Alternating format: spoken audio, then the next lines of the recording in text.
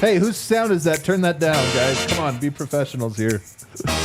What is up, everybody? Welcome to the DNVR Nuggets podcast. Let's go.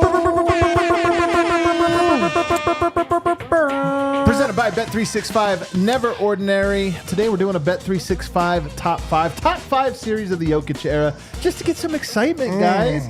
And we might even ask, is one of the ones this year going to enter the top five? What would it take? We'll get to all of that. But we're really starting to preview the series. I can't believe it's here. I can't either. Finally, mercifully, the regular season is over. We're going to bury it, and we're going to turn our attention to all week. We're going to be asking big questions surrounding the Nuggets as they head to the playoffs. What are those big questions? So we're going to ask those, and we got two of them for you today. And we'll also look at the general playoff landscape, because I think the cards have fallen in a very interesting way around the Western Conference. So we'll break all that down. To help me out, a Star Wars fan, Brendan Vogt. Got this at Disneyland. Did you really? Yeah. Because my girlfriend gets in for free, and then she gets a discount. So I guess I'm a Disney adult now. Did not see that coming for myself. I did not see that coming as well. But it is a nice shirt, man. Thanks, man. It's got the little thing at the body. It's nice. It's baggy, but it's not too big. You know, whatever. That's the style. Over here, Harrison Wynn. If you ever find yourself wearing the ears, I will. You've gone too far. That's true. That's the line for me. Yeah, if that happens, just call me. I will. Strong agree. You know, you also have a little bit of a Jack White thing going on today. I don't know if it's the shirt. Like the basketball You're turning into player? a ginger? He's turning into a ginger a little bit. That blew Wynn's mind, dude. That blew his mind. I love that you tagged him on Twitter, by the way. So if you didn't see Jack White, a redhead now. I just wanted to know what was up. Well, I love that you didn't even explain it in your text tagging him. You just said, what happened? I mean, looking at those two pictures, you got to know what I'm talking about, right? Did he respond? No. Our guy, Jack White. NBA champion Jack White. I honestly wish we still had Jack White. Yeah. He could be in Braxton Always Key's liked spot. his game. I always liked his game as well. Good body. Good body. Underrated athlete. Yeah, but not a good body. Is segment one debating Jack White's body? Bring it on up, Kales. Let's It's Mail Form Corner. Yeah, you got the pictures I sent you? Or let's get into some hangover takes, but we're not going to do hangover takes of that game yesterday. I don't think we need to do unless you guys have a hangover take from the game. No. I think we talked it out in the show. I think you talked it out as well. I do have some hangover takes from the season, though. And one of the things I want to do in this first segment is there's a couple things that happened this year that I feel went way under the radar that are meaningful things. The first one is, what would you guess Christian Brown shot from the three-point line this season? 38.5%. I would guess about it. There you go. I really was guessing. That's really nice. If you would have said coming into the season, Christian Brown's going to shoot 38.5%, that would have been a huge, man, that's great for his development. And I think, especially over this last slew of games, he's looked more and more confident and comfortable with his three-point shot. Christian Brown's defense, to me, lock it in. He's going to be a very good NBA defender, maybe even a great one. I think he has a great shot at being a great one. Mm-hmm. Offensively, I don't know, but 38.5% wind, that's legitimate 3-and-D. That if your guy shoots 38.5%, he's a 3-and-D player. Yeah, and I think you've also seen him over the last month or so just have the confidence to take, the ones that aren't wide open. Yeah. Earlier this season, even January, February, he's only taken the wide open ones, the ones he has to shoot. Yeah. Recently, he's stepping into threes that are a little contested. He's taken a couple off the dribble. So you're just seeing his confidence really grow from there. And, he's winding up this season offensively, I think, where most of us expected him to. The shot looks great. The playmaking, it seems like, is leveling up. His off-the-dribble game, he's taken steps there. So you've got to look at just where he is right now and be absolutely thrilled with it. Yeah, I think you trust a wide-open three. And he probably will get left wide open at times in the playoffs, but he can hit them, right? At least I feel that much more confident in it now than I did last season. The other thing that's caught my eye in this final third of the season is his playmaking, and he's not making reads out of the pick and roll necessarily, but I talked about this on the watch along. He's doing such a better job of picking his head up while he goes at full speed. So these plays that used to just be layups that you could see coming a mile away, whether he's cutting or he's putting the ball on the floor, he's making passes now that I think, I didn't see him making last year. So there's some growth And I don't know if I would call him an on-ball guard or anything, but there's growth in that area, whereas maybe it looked stagnant to begin the year. Last year he took 96, this year 164, and even if you go on a per 36-minute basis, last year he took 2.9 per 36 minutes, this year 3.6. So he took more even on a per-minute basis and made more. To me, those are two really good signs. 35.5% last year, 38.5% this year. That's one thing that happened this year that I think is underrated. Another thing, P-Watt is a player. We take it for granted right now.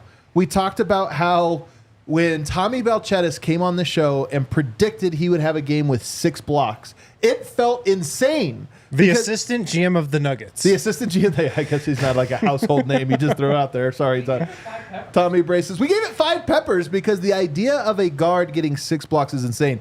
The craziest thing about that take is how it's aged to the point where I'm like, why were we so surprised? Right. Well, because we didn't know Peyton's game. But now that we know it, 6 just seems like it seems normal. And on top of that, my expectation or hope for him, I would say he has met or exceeded that, not fallen below it. Yeah, I mean, when you're watching Victor Wembanyama, there's this sense of like, oh, if you try to shoot it in the paint, he's going to get to it, you know, Yeah. and that even creeps over to NBA players. Like, they're scared to shoot in the paint. P-Watt isn't that, but it feels like when he's on the floor and an opponent's trying to take a shot in the paint, he might affect it. Like, there's a chance every shot that's taken in the paint when he's on the floor, there's a chance that he can either affect or block or get his hand on in some way. The ground he covers is crazy. The dude covers so much ground. Even if he gets beat, or if he's coming from the weak side, or if he's coming from his defender, which is on the other side of the floor, he can cover so much ground and get to any shot, like if it's around the rim. And he totally changes the feel of that bench unit defensively. Yeah, and I think he can get there eventually. Maybe not Wemby, and he's not a center, but as a wing, in that 6-block game, by the 5th and 6th block, there were layup attempts where guys at least had peripheral vision on Peyton for sure. Yeah. And I think that's the type of reputation, as far as relative to the wing position, as long as he's playing that, he can garner that reputation over time. I think part of the interesting thing with Peyton's development is he'll have to thread a needle of being that guy, having that mentality, but then also there's a time for disciplined defense as well. And so that's something I think you grow into over the course of a career. But yeah, man, as a blocker, he's disruptive. He's a game changer. So he finished, if you remember when he came on our show, he was second in blocks, total blocks. And we asked him, are you going to lead the team in blocks? And he almost hesitated. Then he goes, yeah, I will. He did. 88. Boom. Number 2 Man was of his 68. word. Who was number 2 on the team? Shot blocks? Gordon? What was the number? 68. It's Jokic. It's Oh, Jokic. Jokic, yeah. New career high. New career high, 68 blocks. And then after that, Michael Porter with 53. And then after that, Aaron Gordon. Not a big shot blocking team, the Nuggets, but Peyton Watson, I was thinking of this. Giannis is like the modern day Shaq. And it's a little bit weird because they play different positions. And you think, well, the modern day Shaq should be a center. Giannis isn't. I think Peyton Watson is the modern day Birdman. Honestly, like, he comes in and the energy you get from his shot blocking is part of the texture of a game. Totally. If he has a game with 0 blocks, it's hard to envision him having, I mean, he can have an impact on the game, a positive one. But if you said he had a big impact on the game, you're thinking, oh, he must have had 3 block shots and the home crowd must have gone nuts every single time. I think every time he made the honor roll when I wrote grades, it would be because he had a 3-block game or a 4-stock game or something like that. Yeah. Do you like that one, Birdman? I do like that one. Kind of a comp I have. Because I mean, if Birdman didn't block a shot, he was pretty useless out there. Yep. I mean, that was what he was out there to do. Another thing under the radar, I mean, we've talked about this one a lot, so it's not under the radar with us, but Michael Porter Jr. blossoming as a role player is just another thing that you take for granted because when things happen so slowly, we've talked about it a handful of times, but Michael Porter's leap this year was not statistical. It wasn't scoring, and that's where most people would expect. It was he just fits into the team better than ever. And that's different than even last year. Again, they won a title, so it's hard for us to remember what we felt, but it was one of our questions going into the playoffs was, is he going to be able to make an impact as a role player? And he did. And this year, you almost just pencil that in every night. Yeah, I think his offensive game expanded. He's a threat to beat his man off the dribble and score off the dribble like he wasn't last year. I feel like he's not as easily taken out of games by physicality, which was a case last year as well. Defensively, we barely talk about him defensively anymore, Never. Almost never comes up. Never. I kind of think of him, they're not all the same, but I'm kind of like Murray and Jokic in that throughout 82 games, there are going to be some nights where the defense is pretty bad, or moments where the defense, he's just not locked in. But when the entire starting five decides to lock in now, it includes all of them. It includes Murray, it includes Porter, it includes Jokic, that they can defend like well above the threshold. And I think he's part of that. I really do. Is there any other hangover takes from the season? Just big things like that you think maybe we take for granted that sets up this playoff run? Well, Nikola Jokic had just another historic season. And so funny, we do so many, preseason podcasts and, training camp predictions and just forecasting the season. And you can just pencil in an absolutely historic season from Nikola Jokic every year. This season he finishes 5th in total points, 2nd in baskets, 3rd in rebounds, 2nd in assists, 8th in steals. 8th in steals. That's interesting. 8th in steals. Yeah. 1st in plus minus. And that's just the counting stats. Yeah. It's not that we take it for granted, because we try not to. But I mean, every season, I don't see why every season wouldn't just be like this if he plays in 70-something games. Yeah, and I even think this year was more of a geared down to what you just described, kind of a more sustainable. Where he lives statistically was, no one can live there. He probably hit the limit on that, especially because eventually you want your team to be in a healthier place where you can kind of approach it the way Jokic did this season, not necessarily, playing as many games, not necessarily putting up the crazy numbers somehow even better than the last numbers he did, but kind of just cruising the way you've described it. It's so easy for him. And I think that's something that's a place that he can cruise there for a long time. I'm with you. And I think the defense all around this season is just better. It looked that way to me, obviously, for Jokic and the team. And I actually think what they lost in Bruce Brown is pop off the bench offensively in a playoff setting. But defensively, I think this group 1 through 7 is better than they were last year, and Jokic is a part of that. It's also the 3rd most games he's played, which we also, I think, take for granted with Yo. Really? It felt like he missed a lot. Well, he missed 3 games. Oh. He did get thrown out of 2, so you're probably that might be some of what I'm thinking. Yeah. He only missed 3, huh? Played in 79 games. He played in 80 in 2019 and 80 in his rookie season, although he didn't play that many minutes. And then as far as minutes goes, this is the most minutes he's ever played in a season by quite a bit. Yeah. That's a thing that I don't know that it's going to come up to haunt the Nuggets this year, but it is something that's different from previous years. He played about 400 more minutes this year than last year. Yeah. But I don't think it was as taxing of a year for him as it's been in years past. Maybe a little more taxing than last year. Could be. Just because Jamal Murray missed so much time. But to go back to the defense real quick, there's been a lot of talk about Jokic's defense. I think a reason why I think it was the best defensive season of his career is just that, he's a year older. He's another year in the league. He's seen another season's worth of offense.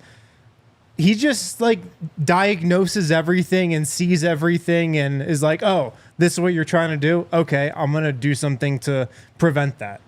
It's just stuff like that doesn't necessarily show up in the box score or on film or on synergy or something. Just he figured out this play and it didn't work. Yeah, I do think I think everything looked even easier for him. So even if relatively he may have had to work harder, I think this guy's got an actual another gear ready for the playoffs, because I do think there was not coasting, just his floor was just so high. I agree. I definitely think that is true. I mean, the Minnesota game was the best proof we have of that. 16 of 20 against Gobert. He also joined the 700 club for the first time ever. 700 points, 700 assists, 700 rebounds. That club features the usual suspects. Russell Westbrook did it 4 times. Oscar Robertson did it 3 times.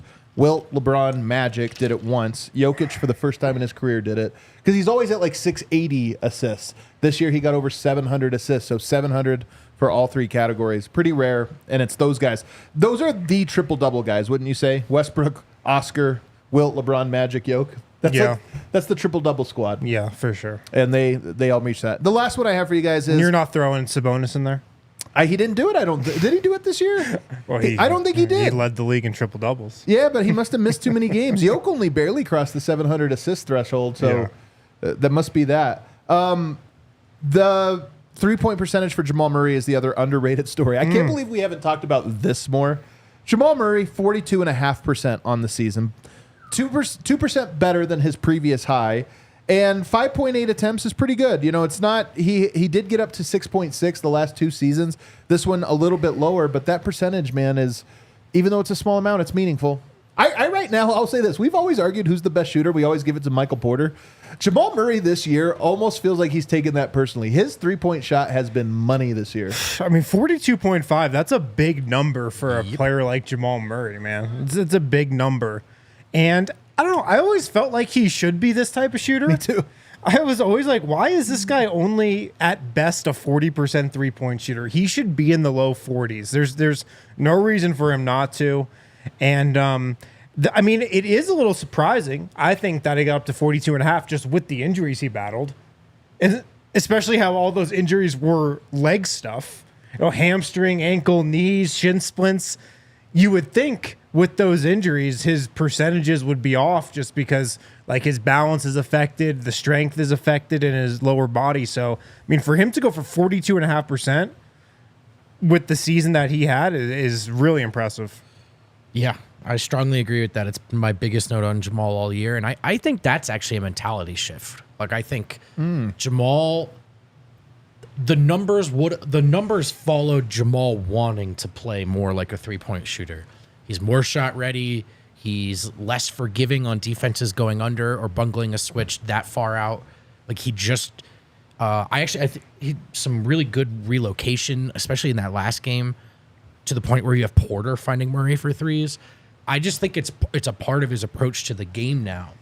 And like you guys were saying, I was with you. We've seen him in the playoffs. He's too good of a shooter not to be a 40% shooter, which he'd only been, I think, once in his career prior. And so, yeah, this is where I think he could be. This is where I think he should be. And it makes that 2-man game that much harder to guard. If you think about it, with all of their strengths, you probably haven't thought of Murray as an elite knockdown shooter when you're game planning. You might have to going forward, and that's big. Here's why it's big.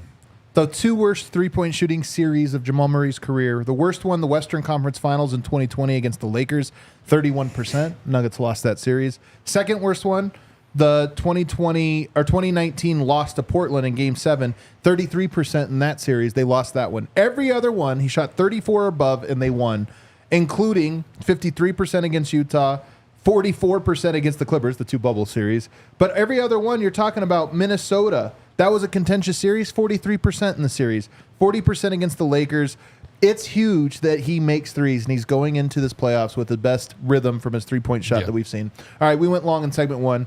Slap on the wrist. Let's take a break. On the other side, we're going to get into some big questions about this upcoming playoff run. Guys, we're in the Toyota Lounge, of course, and your Front Range Toyota stars excited to begin their new partnership with DNVR. Toyota, the official vehicle of DNVR. Whatever type of car you're into, Toyota has it. Trucks, SUVs, sedans. They offer more low and zero emission vehicles combined than any other automaker on the market. Toyota SUVs, they take command on the road and on the trail as well. If you're looking, to get up to the mountains, Toyota has so many different awesome cars that make that experience great. Their SUVs like the RAV4, the Grand Highlander, so many more as well. Visit your Front Range Toyota stores at a location near you. AutoNation Toyota, Arapahoe in Centennial, Corwin Toyota in Boulder, Groove Toyota in Littleton, Mountain States Toyota in Denver, Stevenson Toyota East in Aurora, and Stevenson Toyota West in Lakewood. Toyota is a proud partner of the Denver Nuggets. I love Bet365 where it's never ordinary. They don't do ordinary. They believe every sport should be epic. Right now, new customers can choose between 2 offers when they open an account at Bet365. Use the code DNVR365 to sign up, deposit $10 and choose between either a bet and get offer, place a bet of $5 or more and get $150 in bonus bets, or a first bet safety net offer by placing a bet up to $1,000. And if your qualifying bet loses, you receive a matched refund and bonus bets. There are fun other options like the NBA early payout offer. Your team gets up 20 points. You get paid whether they win the game or not. A lot of ways to play, a lot of ways to win. You do have to be 21 or older and physically located in Colorado. Please gamble responsibly. If you or somebody you know has a gambling problem and wants help, call or text 1-800-GAMBLER. And we are back. Segment 2. Hit that like button for us. Get these likes up. Help us grow the show. Help us lock in all Nuggets fans here for this playoff run. All right, we're going to be doing all week some questions about the playoffs heading in, some big questions. Kale, bring up the first one here. Do they have to play Reggie? I'm starting with this one. We're starting with this one. This is the big question. It is, because you get into the playoff rotations. Last year, Jeff Green was a fixture in the rotation. Bruce Brown was a fixture in the rotation. And then Christian Brown was a fixture who was the first cut. Like, that's the first guy. Right. We got to shorten it. That's who you're shortening it. I don't think Reggie is number 6 this year. Like, coming in and you think veteran player, point guard, plays a position. I actually don't think. I think Christian Brown is 6. No argument. I think Reggie is probably tied for 7. With who? With Peyton Watson. In that, I would not be surprised if either of those guys, given the matchup, given the night, given their performance, if either of those guys were, not tonight, we're going a different direction. So do you think that's how the playoffs start in round 1? I think in round 1 you play the most guys, and I think Reggie, Christian, and Peyton all play. And I think there's even a chance Holiday plays, depending on the texture of it, but I would expect it's 8 guys. So, yeah, I mean, I think Reggie Jackson definitely starts the playoffs in the rotation. I think he's probably your quote-unquote, I'd put him at 7th man right now, behind Christian. I think that's where he starts, and the Nuggets see what happens. I mean, I think there's a scenario at play where in the first round, if things don't go well with the second unit, into the second round, conference finals, whatever it might be, that he's out of the rotation. Absolutely. That's very much on the table.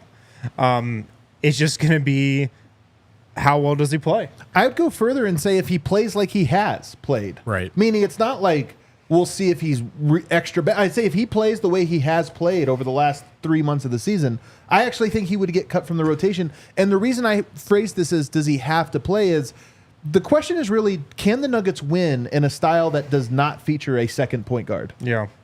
It's an interesting question. You know, the Christian Brown at backup point guard with Jokic on the floor look that Denver went to late this season, I thought they had some success with it. I thought they found a little something there.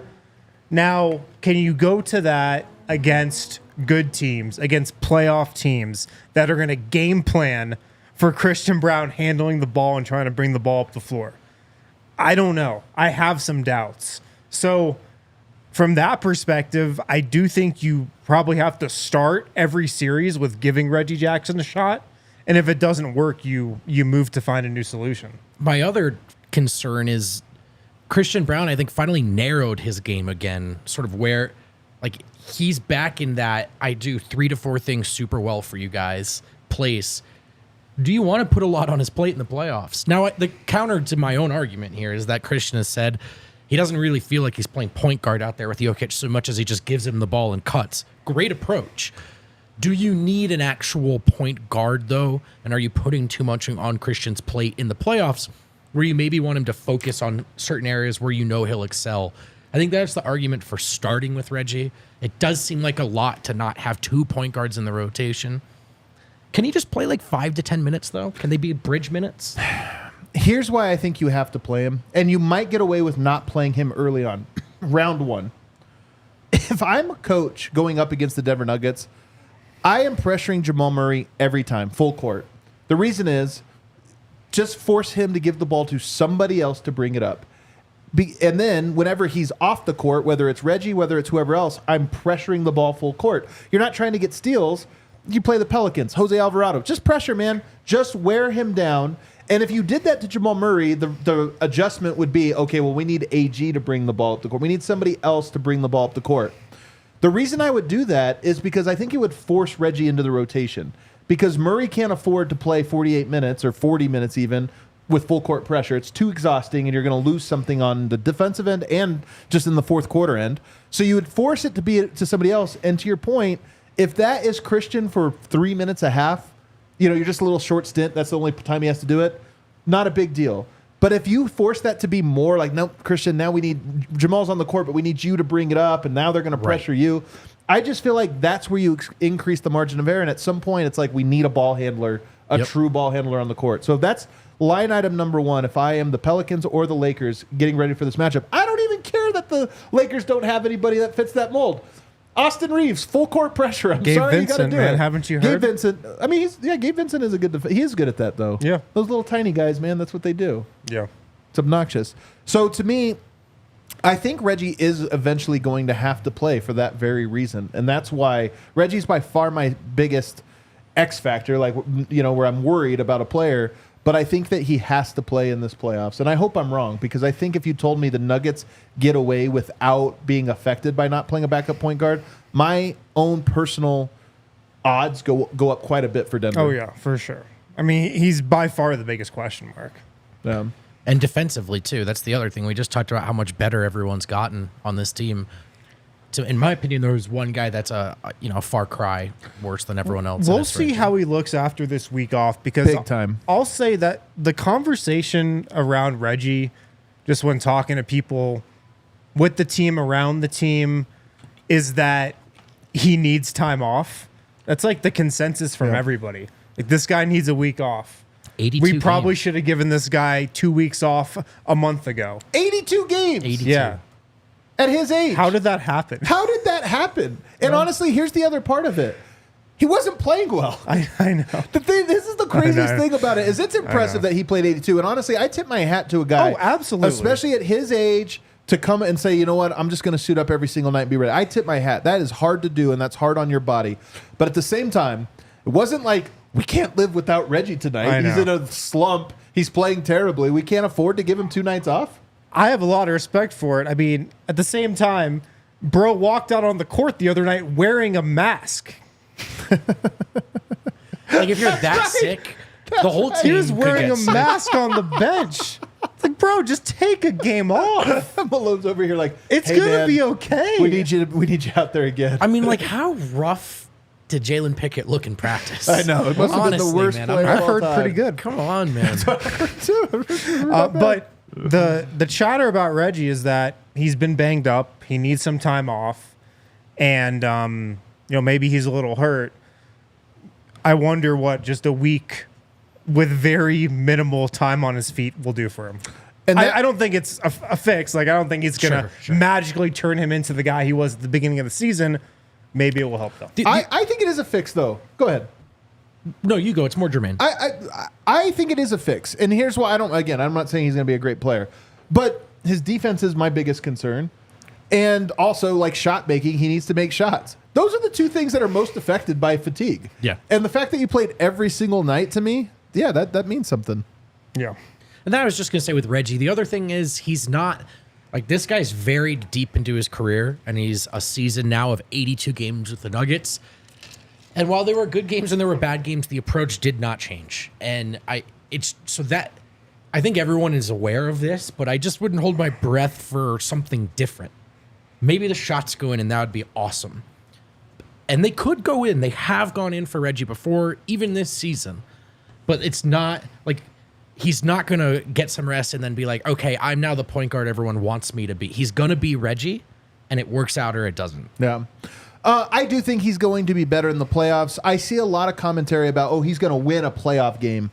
I think that I don't think you should be counting on him for that. If it happens, it's great. He's certainly capable of it because he is a guy that can get super hot. I don't think he's going to play enough minutes to win you a game. He'll play enough minutes to win you a stint, and maybe that's the difference in a game. Yeah. But when people say win you a game, I think it usually means like he had a 20-point night. And I would be shocked if he scored 20 in a playoff game.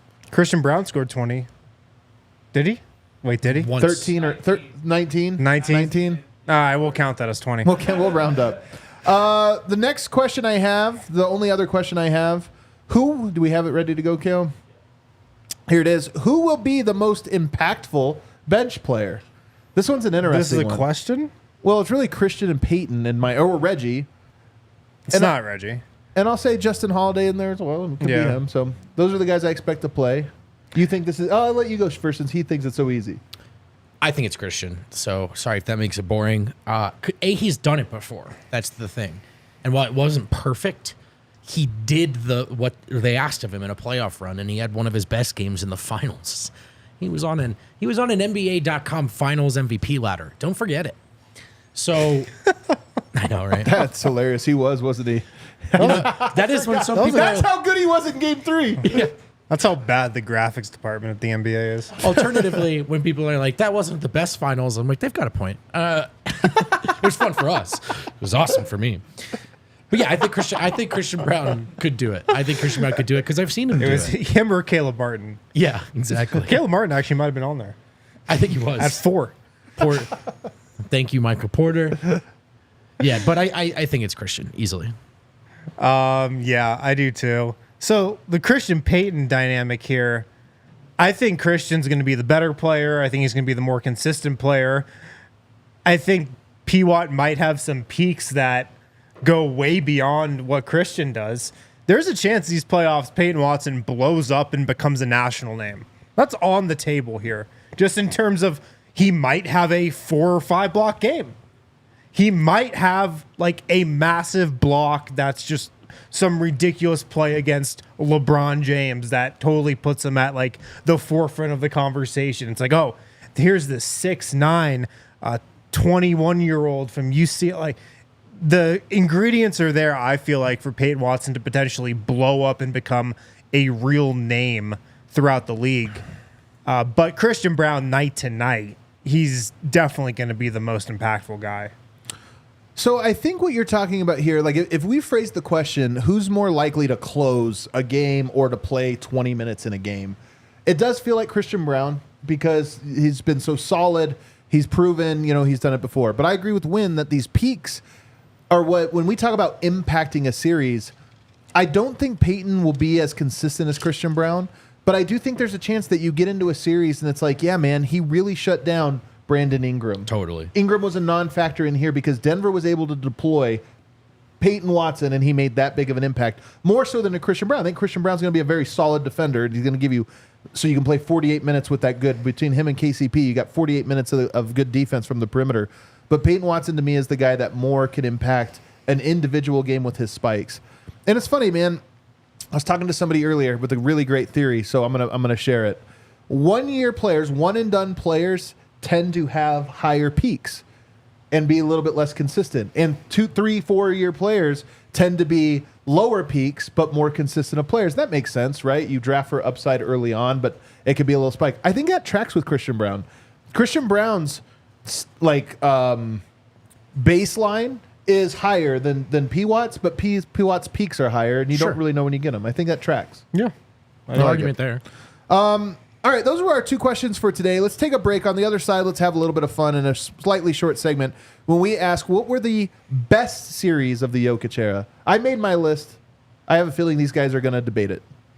Lavello Construction, they specialize in all things roofing, gutters, siding, paint for your home here in the Front Range. Really cool company, Lavello. They are women-owned. They're always going to answer whenever you call, nights, weekends, after hours, whatever it might be. Don't let an inexperienced contractor out there give you the full court press. Call up Lavello. They've been in this business forever. They know everything about roofing, gutters, siding. You want to paint your house, give them a call. They'll walk you through the whole process in a super painless, quick and easy way. Get a quote for a new roof from them. You can scan the QR code there on the screen or call 303-578-8551.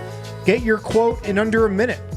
Whether it's roofing, gutters, siding, whatever you're working on in your home or business, give Lavello a call. Check them out. We had a great time live on location at Breckenridge Brewery Farmhouse last week. Ate some great food, that's for sure. DNVR is actually headed back. Not these fellas per se, but the DNVR draft. Broncos draft show in 10 days, April 25th. Todd Davis, Henry Chisholm, and Ryan Koenigsberg will break down the NFL Draft live. A burger and a house beer are included in your ticket price. Oh, that's neat. Before and after the show. It's going to be a really cool event, man, for our Broncos fans out there. I think there might be some special appearances as well. And there will be some meet and greet and pictures with the DNVR crew, providing some fun giveaways, swag, pint glasses, etc. Raising Cane's reps will be in the house to hand out some great swag footballs as well. We love Breck Brew, the official craft beer at DNVR. If you want to have a Breck Brew somewhere near you, check out the beer locator at breckbrew.com. Sign up for that event, though, if you're a Broncos fan. That should be a really good time. Like I said, I think they have some high-profile guests coming through. The draft is always fun. It's a live show. And then the farmhouse, man. What did they have? What was that one? Neapolitan Porter? Yeah, I thought you signed the NDA. Oh, I thought I did as well. Well, You're not you never supposed know. to not supposed to talk about that. I'm telling you, it's the best part of going to the farmhouse is you get their like experimental beers. Like, what are you guys been that cooking is up fun, back yeah. there? Food's really good, man. The food is so good, man. The food is like, they have the open kitchen too, where you can watch them cooking like, real chefs. You can get in there and give them some tips. They love it. Yeah, they love that. All right, let's come back here. Let's do a Bet365 Never Ordinary Top 5. And the topic today, boys, we're doing top 5 series of the Jokic era. The top 5 best series of the Jokic era. I think we're going to debate. And at the end, we'll ask how many from this year's playoff run will make it into the top 5 next year. Let's find out. fun. All right. First, number 5. I put the 2020 Clippers as number 5. Okay. A 3-1 comeback. Had a lot of vibes. It was pretty damn good. Oh, man. This is number 5 to me. I'm already arguing. Is this higher for you? Kale said it was his number 1. Really? I have this one over the Utah one. Really? Why? I'm so curious about this. It's a visceral thing. Like, it's not an argument I could lay out for you so much as just you felt how it. it felt to Yeah. me. They did Yeah. it again. And the Clippers, people forget this. As far as us trying to take up the Nuggets' mantle and they're better than you think, the Clippers were the odds-on favorite to win the title. They really were. They were Well, the favorites. aren't they every year? Well, that's true. They were the favorites. And the concern in the conversation was that the Nuggets are soft and everyone else can smell blood in the water. And so the Jazz one felt more personal. The Clippers one felt more meaningful. This makes sense. What you're basically saying is other people disrespected the Jazz, so the Nuggets coming back, it was Yes. almost a double disrespect. But they did respect the Clippers, Yes. so coming back on them, it was like, yeah. It was the beginning of and we had to wait. We had to go through purgatory, but it was the beginning of letting everyone know that they were wrong about the Denver Nuggets. And Jokic. I mean, Yeah. the Jazz series for me is always going to be associated with Jamal. The Clippers Right. series is Nikola Jokic for me. It's the first series that I remember where, he just broke down everything the defense threw at him. Yeah. I just have this image in my mind of like them trapping Jamal on the Right. ball, Jokic getting it at the top of the key, and just dissecting the defense from there. Yeah. I'll allow it. Number 4 for me was the 2020 Jazz. All So right. I did put it there. I can And you live. are right. When you phrased it this way, it's interesting. This shows more if you're introspective almost or outer, extra introspective because you're right that the Jazz was more personal to me. You know what I mean? But you are right that it was more meaningful the other one. So I care about myself. I hated the Jazz. Their division rival. I hated Gobert blocking Jokic in Game 3 and doing his little thing that he does when he gets so excited. do His that. arms just start going. You know what a good tiebreaker Still is? does that. It's your list. Well, no, So but we that's- can argue it though. No, it's just, listen. That one was also, it was the first one. It was so unexpected. And it brought us from our lowest of lows Yeah. to what was at that time the highest of highs. Right. And that's why that emotional swing was so much. The stakes felt a little lower for the Clippers just because if they would have lost that one, they saved enough face by to beating the favorites. Jazz. Right. Yeah. Agree? Yeah. I'm good with it. Also, the moments in that one with Murray, they just, there were so many crazy So true, moments, man. So true. There are way more moments that I remember in that series than the Clippers series, just from a Nuggets perspective. Yeah. Like the two big ones in the Clippers series that I remember are Paul Millsap versus Markieff Morris. Yeah, of course. And Paul George hitting the side of the backboard. The other Those are my two most vivid memories from that series. I remember the Jamal Murray sequence, though, screaming "Go home" at their bench. Oh, yeah. after he hits Yeah. the 3. Jeremy Then Grant dunk The, on the- the run out, the Jeremy Grant dunk, and Murray just screaming. Well, the Banish original that from Yeah my Mike memory. also comes in the Clippers series, Oh, I yeah. believe. Right, You dude. know, The original After Yeah, Mike. calling his shot, after calling out the team for not playing one Yeah. of What a other run. guys a little What a bit run more. it's So been. there were some good ones there. Number 3, and I can't believe I have it here. It's the finals, the 2023 Miami Heat. I think you're right. I think I can't put it higher. It obviously meant the most because you won the title, but the series itself, the Nuggets dropped game 2 at home, the only home game they lost, and we still, our threat level always felt at like a 2 out of 10. It never felt higher than that. That's the only, it was a very well played series. The Nuggets played great. Jokic and Murray played great. It was the first championship. But even with that, I still have it 3. Yeah, I think that's appropriate. I actually agree with this. Let us know if you agree, chat. Number 2, we're ready for this. This one to me just means so much. It was revenge on the Suns. It was the first true prove-it game of that last year's run. Yep. And it was, we all agree that it was in that series that we first really believed. Not like they could do it, but we were like, they are going to do it. It was that series. It was even that moment in game 1. You have a Jokic 53 piece. You have Murray and Jokic clowning them so hard in game 6 that it was over by halftime. Yeah. You have so many iconic moments in that series. When people ask me when I thought the Nuggets were going to win the championship, it's game 1 against Phoenix. Yep. Because the Timberwolves series, there were competitive games, absolutely, but those were 2 different classes of teams, and we didn't know at the time that some Nuggets players were going to say that was our most competitive series or toughest series, the Timberwolves one. But the Suns one, yeah. Like, I remember heading into that game 1, there were some nerves because there was this feeling of like, all right, we beat the Timberwolves, but let's see what we're really made of now. Yeah. And they were ready. I agree. I agree with this. You also had the Ishbia moment. Oh, I did actually forget about that. You know what? You also had that back and forth, and now you're coming back to get Denver, and it's tied, and that's in the air. There was just a lot of moments, man, in that one. Ishbia and his boy Mel Tucker. And his boy Mel Tucker. But you know what? They all got packed. That means number 1. You guys know what it is. I think most Nuggets fans would have the same number 1. It's that Lakers series. Even though they didn't win the title, you just knew. Like, my confidence level was probably 99% following that series. I'm telling you. Cathartic, all the big moments. It's the top series. In the bar, I know, like, this sounds blasphemous. That's when the title was won. Like, It was. that's when that moment permeated the I air. think within the team, too, that's when the title was won. And it was game 3 in particular. I think it was like sending them home in game 3 where you're like, all right, now they're up 3-0. Like, this thing is like, this is really happening. So that series, it was a sweep. What a treat. Now, here's the big question. Do you think there will be a playoff series in this run that will top? Because those are all great. The 2-3-1 comebacks came in 4th and 5th. Yeah, I think if we do this list next season, I bet you the Suns series goes off. What? Even though it's 3. What? The Suns was 2, by the way. Or the 2. Suns. You think the Suns series, because there's a better Suns series? No, but just like the Lakers one isn't going anywhere. I can't go anywhere. I mean, the Heat one, it's when you won the finals. And then you got the 2-3-1 comebacks, which are just etched We've into been Nuggets blessed. lore forever. We have eaten. We might need to start doing a bet 365 top 10 next year. One of the bubble series probably falls out, though. Because hear me out, Win. Let's say they beat this Celtics team in the finals. As that, I mean, we don't know how it goes. As underdogs, like everybody was picking the other side. Is that not probably above your Heat? I mean, for me, the Heat one's the first one. But if you win a second one, maybe the sentimental value. I don't know. I don't know. It might be a better series. It might. I don't know. We'll see. I think you could see a Luka matchup where it's like Jokic and Luka, really having a battle. I do think you could have another Lakers series that maybe would be cathartic in some way. You could have another close series. The Nuggets could trail. I don't know. Is there a team that you feel it would be as cathartic to send them packing? Oh, Boston. 76ers, honestly? Celtics for you? 76ers? Yeah, either one. You got a 76ers 76ers one? or Celtics, absolutely. Either one for me. In the West, I mean, they could have like an epic series against Minnesota in the conference finals. Yeah. That's on the table. So we'll see. What is the chat saying? Is the chat thinking, is there a consensus one way or another?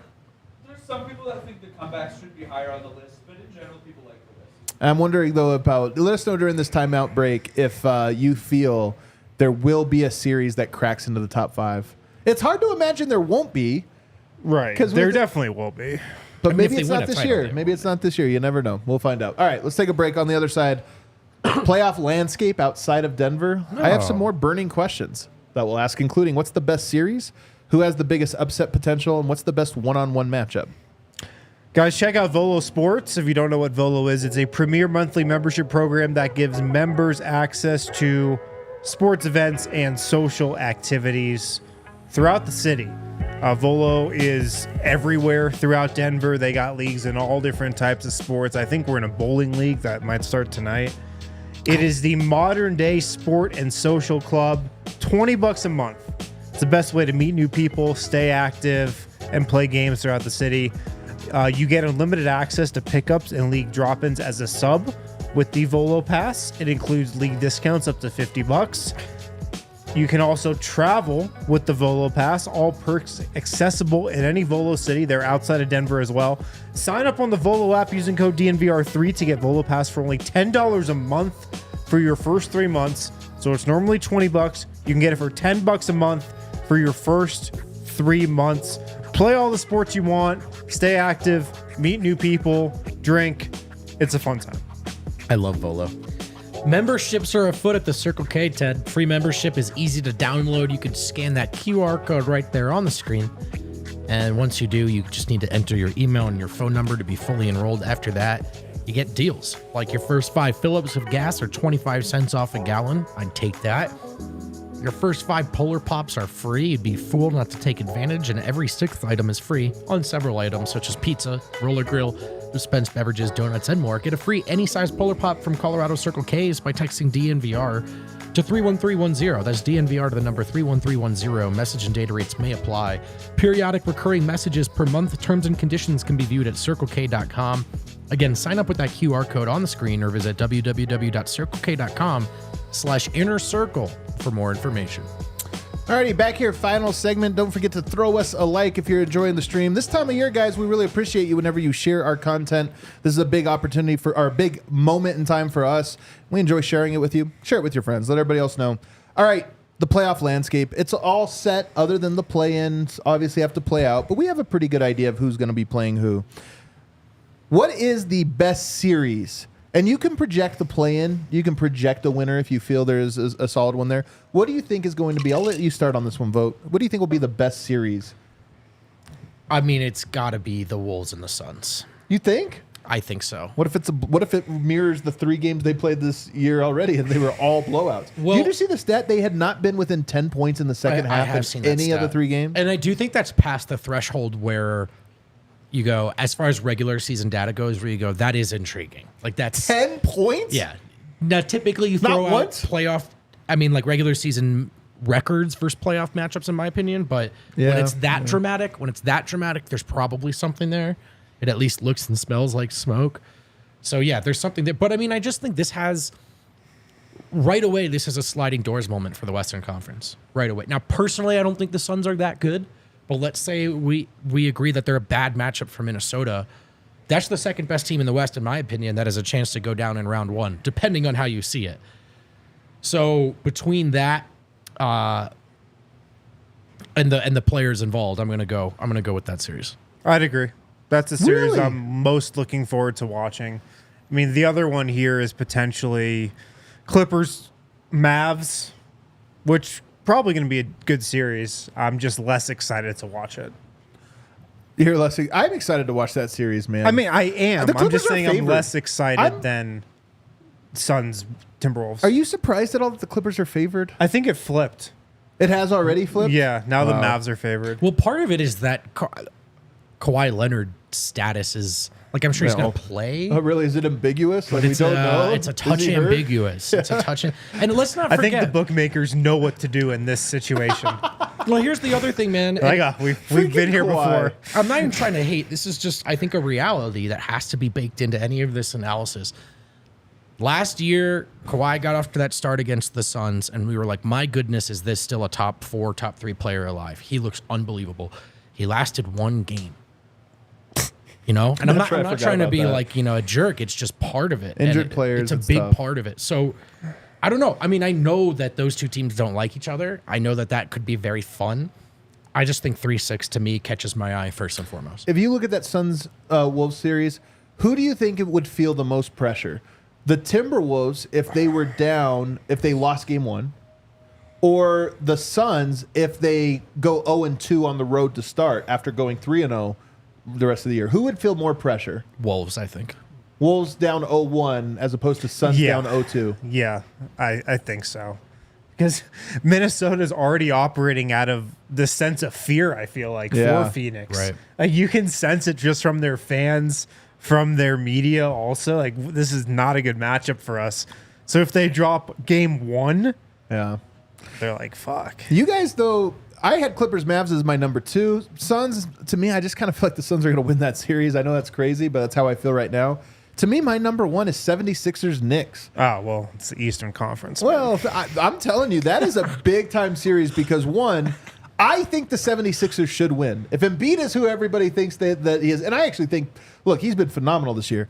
They should win. They should win that series. The Knicks are not that good. So you're projecting them to win the play-in game against Miami. And then play the Knicks. Gotcha. I mean, both of those teams are so motivated to win the play-in, Miami and the 76ers, because if you lose and you have to play the Celtics right away, that's just a tough draw. But if you get that Knicks team, look, man, they play hard. They play their guys 48 minutes. They do some things. Brunson's a really good, floor general. But to me, they should win that one. And that's why I think it's so juicy. I think it's going to be competitive. I think it's two good coaches that are going to have good game plans. That one, to me, feels like it carries big stakes. Plus, the Garden. Come on. I grew up with guys like Jeff Van Gundy. Who are you? And I grew up watching guys just Walt dropping Big Market Marius, the Mecca. The Mecca. Don't you feel like Jalen Brunson's going to average 40 a game in that series? Who's guarding him on Philly? That's a great question. Melton being hurt is a big deal for them. He's hurt. He's going to be out. So. Buddy Hield, go get him. Biggest upset potential round 1. Lower seed beating the top seed. Suns, obviously. Well, okay. That's weird how it just feels like they're going to win that series. How things have flipped so quickly in Minnesota, man. Another argument, just because we talked about that series. Giannis hurt playing the Pacers? What do we think? That's what I have on my list here. Pacers, Bucks. Yeah. I think they've owned them this year. Another team that's owned, I think they're 4-1 because they played 5 times. And you've got to think Giannis is out at least, the first half of the series. Dude, talk about pressure. At least. After the way their year went last year. Like, yes, you have excuses built in, but as far as what you feel in the Doc moment. Rivers has many excuses built in, trust me. and look, he's got them ready to go. A notebook full of just. Yeah, so true. And then I have Lakers Thunder here. Lakers might end up playing Denver in the 2-7, so it might not even be them. But if it is, that is one matchup where the Lakers have looked phenomenal against the Thunder all year, and the Thunder have looked horrible against the Lakers. That is one where it really does feel like that matchup favors one and the other. And I don't know if you guys have checked the injury report lately. LeBron James, probable. Anthony Davis, questionable, back spasms. There is a chance they just drop that Pelicans game, whether by choice, which I would doubt they would do, but maybe even there is something, and I talk about this all the time, there's a psychological thing. When you're not fully locked in, there's just something there that takes you down a level. It's hard to reach your max when you're not in full belief.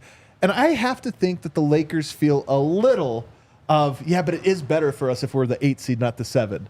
And I'm not saying they'll throw it, but I do wonder if they'll be able to play at 100% capacity in that game with that in the back of their minds.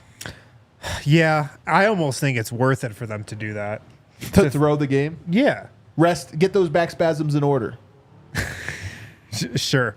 Get his eye injury sorted out too while they have the time. I don't think they'll commit to it, but I actually do think they should probably lose the game on purpose. They can beat the Thunder. They can't beat the Nuggets. This is a topic of great conversation on the Lakers Twitter. Isn't it funny how we're going to the play-in and the top storyline / question is, should the Lakers lose the game on purpose? Dude, incredible. They're actually talking about wild it. They're really, what? I think our guys Harrison Fagan and Anthony Irwin got flamed for being pro lose the game. I actually think they should try to lose it. I really do. Yeah. They're not beating the Nuggets. They can beat the Thunder. We talked about matchups in the roundtable this morning. I don't want to give too much away. I'll just say I'm emphatic that the Nuggets are genuinely a terrible matchup for the Lakers. And as much as the name power is scary for an 8 seed or a 7 seed, it doesn't change the fact that the Nuggets own that team.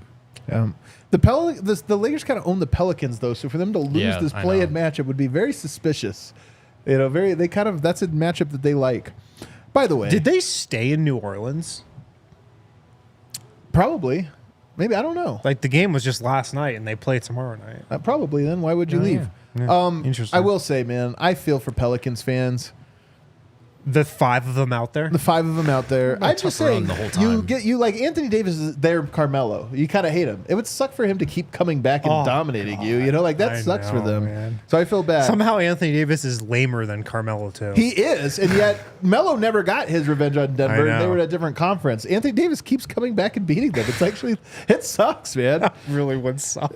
Best one. He's probably gonna wear like a "That's All." Oh Vogt yeah, then he'll shirt. wear something The dumb. corniest motherfucker. Best one-on-one matchup in the first round. Oh, great question. I'll throw one out to you guys. Luka versus Kawhi, I was should gonna we get say it? that. Yeah. I think would be, and you could really say Luka versus all of their wing defenders, but that to me is what I want to see.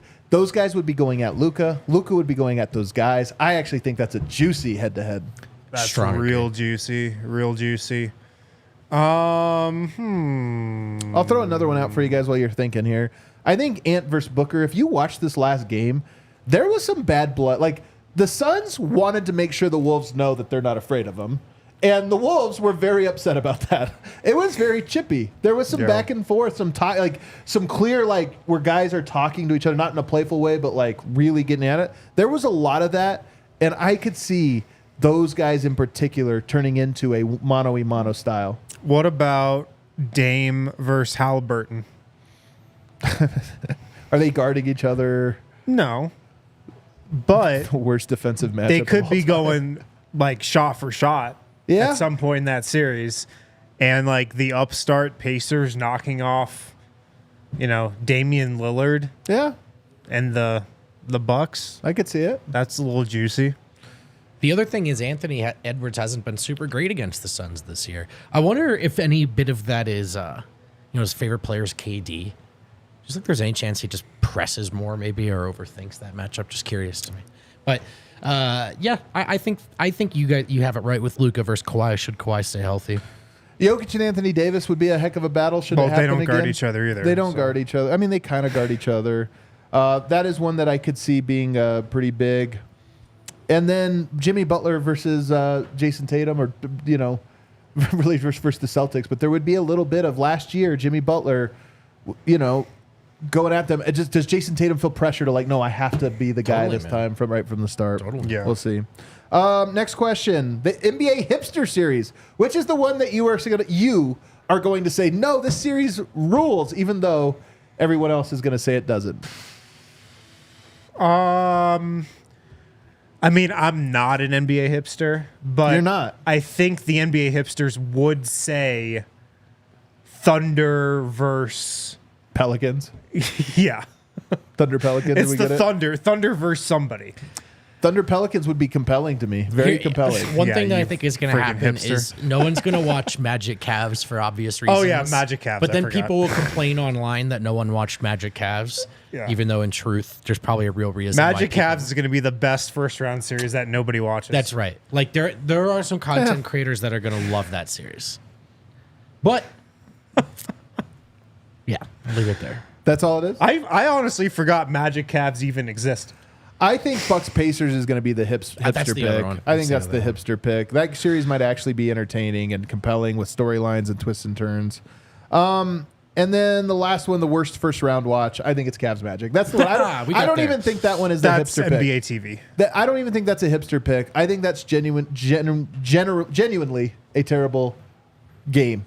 Like Just not a good game. yeah, they just both played some defense. They grind it out. They're kind of ugly, and the Cavs are the better team, but they're banged up. Neither that one's game's winning the going to be title. ugly, man. And Yeah. neither of them are going anywhere, so you don't want to get too invested. I think I hate to say it because I love the Magic, but Yeah. It's a real Even- sicko even- bowl in round one. even I am not excited for that matchup.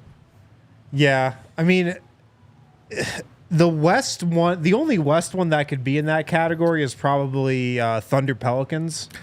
But even Yeah. that is so much more interesting just on its surface than That one Cavs is it. That's Magic. it, though. That's Right. it because that's the one that Cowherd and First Take and stuff wouldn't spend a lot of time on. But it's one that would actually be no, this series kicks ass. Yeah. It's actually awesome. Yeah, you're right. I think that would be your hipster bowl if we should we get it. All right, cue that outro music, Kale. We got a couple super chats to get to. James, Jimmy, Jonathan, I made the last one up. Reggie, 49.3 EFG percentage in regular seasons. In playoffs, he's 55.6%. Playoffs, Jamal is 54.5%. Maybe Reggie has one more in him. And maybe he does, man. Look, I'm rooting for it. I really do think the rest thing is huge for him. 82 games. Yep. That's abuse. That's abuse. He's an old man. Self-inflicted abuse. Oh, maybe it's self-inflicted. And Forchi, can someone please let Jokic know he can afford to heat and keep his pool open all winter long? I know. Jokic plus year-round pool time equals 82 wins. How long? But he said he just built the pool. That's the thing. How long do you think he was in the pool today? How much pool time do you think he got? Probably like 11 till 4. He got 5 hours. Good of pool 5 time? hours. You know, in and out a couple times. It's a little early for pool time. It is warm, but it's a little early for pool time. Was he being serious, you think? Yeah. Yeah, I do think pool time means a lot to him. Actually. But like, how is he so perfect? We're like, playoffs start. Oh yeah, pool time. Dude, if you have his life, I think it's a stressful life, man. I think the pool probably hits twice as good when you're like, I mean, a pool feels good for everyone as a de-stressor, but I was gonna say, did you grow up with any friends with pools, man? They love to tell you when their pool's opening. It's like it's like Adam with the solstice. Can I tell you something? Yeah. No, I did not. No, yeah. Don't think I know. Just filling you a in. They single love person to that knows tell you. pool. They're like, dude, it's almost pool time. Yeah, my dad took the tarp off the pool yesterday. Did pools only open? They only had to have opened for like 2 months back where you're from. 2 months a year. We get nice summers. Really? Yeah, but I had a friend who like all he did was lounge in his pool and eat a variety of grilled meats. That was kind of his whole vibe. He reminds me of That's Jokic. a great vibe. He reminds me a That's lot a of great Jokic, vibe. actually. That's like my life goal. Are Yeah. there a lot of pools in Boulder? No, Yeah, I there's was not a gonna lot say. of pools in Colorado. There's not a lot of pools in Colorado. Yeah, You're saying, you know, people have pool Yeah. friends. I'm like, dude. All right, Kale, of course, Kale. Yeah, Kale. Where'd you grow up, Kale? Behind a gate. Castle Rock, Pines. huh? There we go. All right, yeah. Makes some sense there. You can't go in pools that many months out of the year in Colorado unless they're just heated like crazy. Yeah, dude, you clearly have never signed a 2-time MVP contract before. So That's so true. Right, I mean, yeah. Think about you're what not rich. I is guess he's showing. not worried about the heating bill. the 4-season pool that you could build with his salary. Would That be is pretty, true. It's pretty nice. cool. That is Everybody, thanks for hanging out with us. 5 more days to play up basketball. Plan Saturday accordingly. Come to the DNVR Bar if you're not going to the game. It's going to be an absolute banger. Hit that like button. We'll see you on the other side.